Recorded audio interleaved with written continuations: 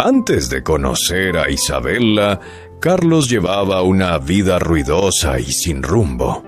Pasaba los días discutiendo con sus hermanos y las noches bebiendo en la taberna del pueblo. Trabajaba únicamente cuando ya no le quedaba dinero para comprar vino. Siempre tenía las manos sucias y la ropa rasgada por peleas imprudentes. Caminaba por las calles cabizbajo, ignorando a los vecinos. La gente del pueblo advertía a sus hijos que se mantuvieran alejados de él. Sentía que no tenía propósito y que su vida carecía de importancia. Una mañana, caminaba por el mercado con un dolor de cabeza punzante. Vio a una joven parada cerca del puesto de frutas, sosteniendo una canasta de manzanas. Llevaba un vestido blanco, sencillo, que capturaba la luz del sol. Ella se giró y lo miró, y no apartó la vista con miedo como hacían los demás. Le sonrió como si reconociera algo bueno dentro de él. Carlos se detuvo en seco y sintió que el corazón le latía más rápido en el pecho. Se le acercó y le preguntó si podía cargar su pesada canasta. Ella aceptó y le agradeció con una voz que sonaba amable y suave.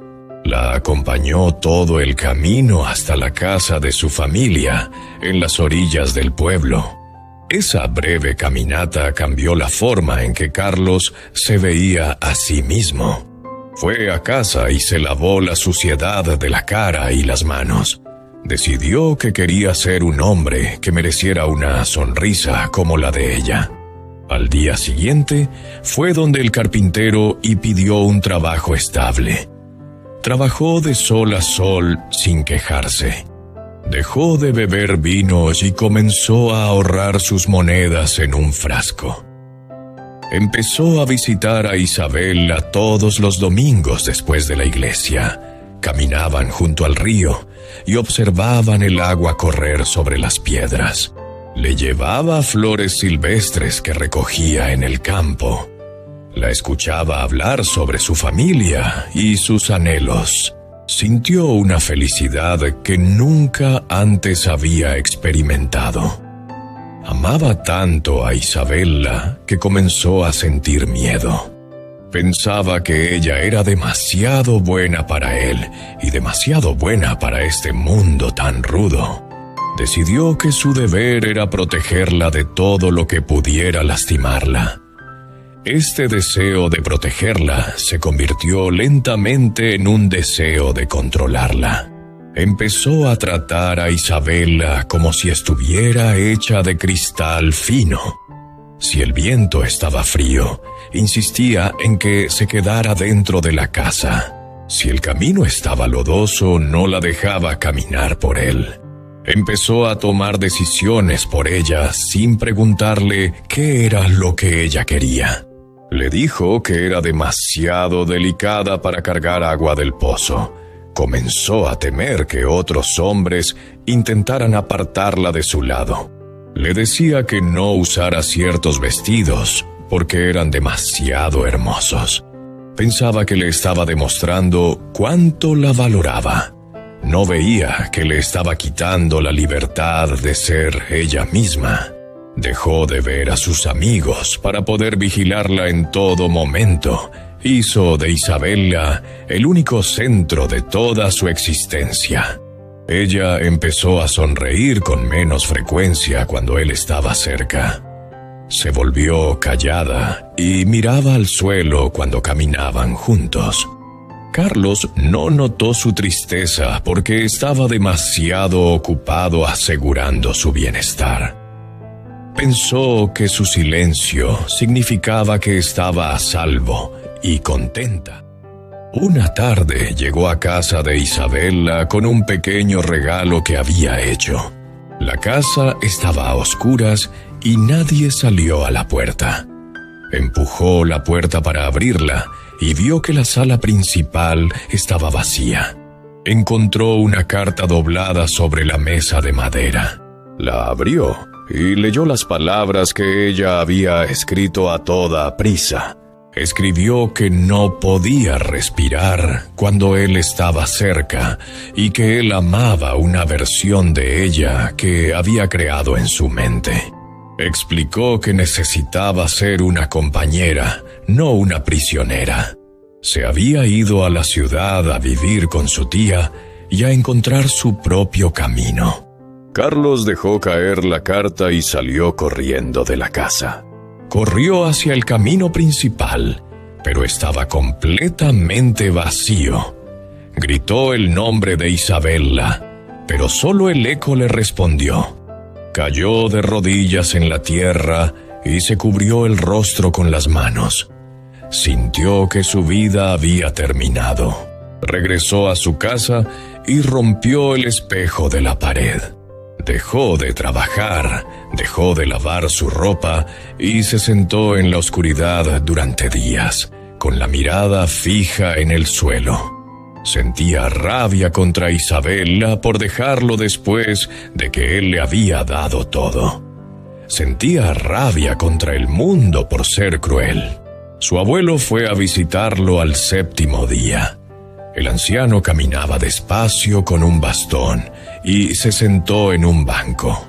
Observó la habitación desordenada y los vidrios rotos. No le gritó a Carlos ni le dijo que limpiara. Simplemente le preguntó por qué sentía tanto dolor. Carlos le dijo que había amado a Isabella más que a la vida misma. Le explicó cómo la había protegido y mantenido a salvo. Dijo que la había puesto por encima de todos los demás, incluso de sí mismo. El abuelo escuchó en silencio y asintió con la cabeza. Se agachó, recogió un puñado de arena seca del suelo y extendió la mano para que Carlos pudiera verla.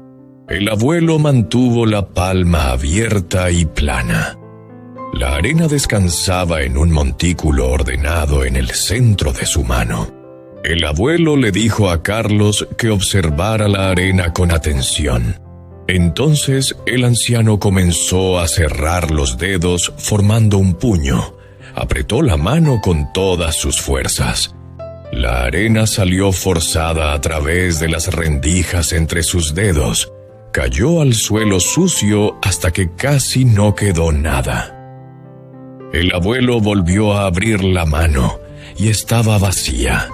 Miró a Carlos y habló con voz baja y áspera, diciendo que las personas son exactamente como la arena. Si las sostienes con la mano abierta, se quedarán contigo. Si intentas apretarlas para mantenerlas a salvo, las perderás.